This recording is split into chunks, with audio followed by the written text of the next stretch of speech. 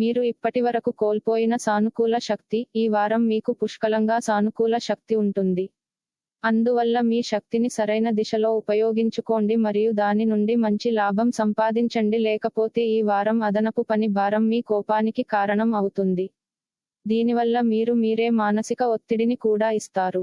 పెట్టుబడి పరంగా వచ్చే వారం చాలా బాగుంటుంది.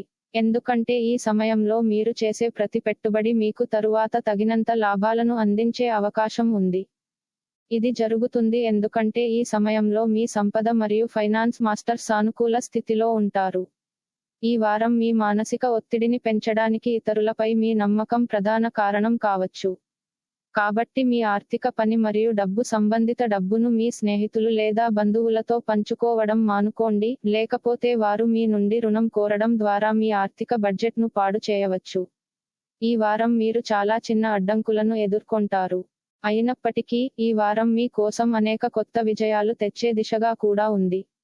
కాబట్టి ఆ సహోద్యోగుల పట్ల ప్రత్యేక శ్రద్ధ వహించి, వారిని సంతోషపెట్టడానికి ప్రయత్నించండి. వారు ఆశించిన విషయానికి పొందకపోతే త్వరలో చెడు అవుతుంది. మీరు మీ పరీక్ష ఫలితం కోసం ఎదురుచూస్తుంటే, ఈ వారం మీ నిరీక్షణ ముగియవచ్చు. ఎందుకంటే ఈ సమయం మీకు కొన్ని శుభవార్తలను తెస్తుంది, ముఖ్యంగా విద్య కోసం వారి కుటుంబానికి దూరంగా ఉండే విద్యార్థులు. ఈ సమయంలో వారు వారి తల్లిదండ్రుల నుండి ప్రోత్సాహాన్ని పొందుతారు. మీ జీవిత భాగస్వామి యొక్క మంచి ప్రవర్తన కారణంగా ఈ వారం మీరు నిజమైన ప్రేమ భాగస్వామి దృష్టిలో ఉన్నట్లు భావిస్తారు. ఈ కారణంగా మీ ధోరణి వారి పట్ల ఎక్కువ ఆకర్షితులవుతుంది.